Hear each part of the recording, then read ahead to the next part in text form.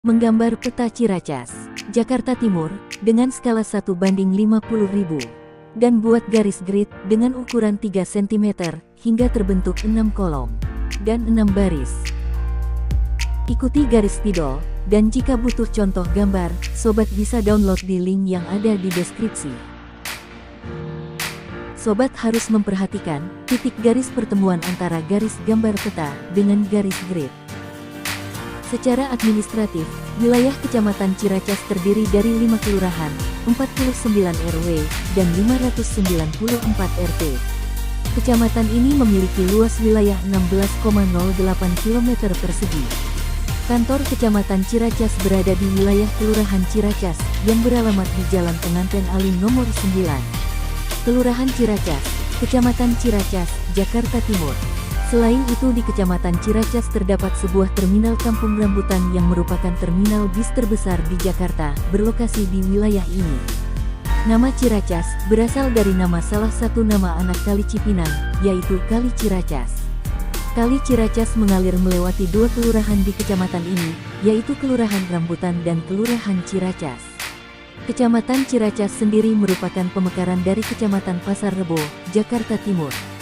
Konon, di kalangan masyarakat Ciracas, ada cerita rakyat yang pernah terkenal, yakni kisah Mat Kopi, wanita yang punya darah Cina itu menikah dengan pemuda Betawi keturunan Demak. Saat hamil, wanita tersebut gemar sekali minum kopi dan bahkan menjadi minuman utamanya, sehingga dia dijuluki Mat Kopi. Bahkan ketika melahirkan anak laki-laki, anaknya pun diberi nama Si Kopi. Konon Mat Kopi bisa hidup sampai 150 tahun. Kali ini saya akan bahas tentang Pusat Pendidikan dan Latihan Pemadam Kebakaran DKI Jakarta di Ciracas. Pusdiklatkar Ciracas ini berdiri sejak tahun 1970-an.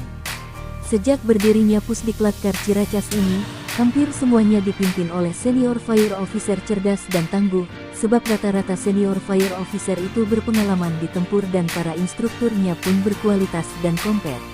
Pusdiklatkar Ciracas ini yang terbaik di Indonesia dan sudah ribuan orang belajar di sini.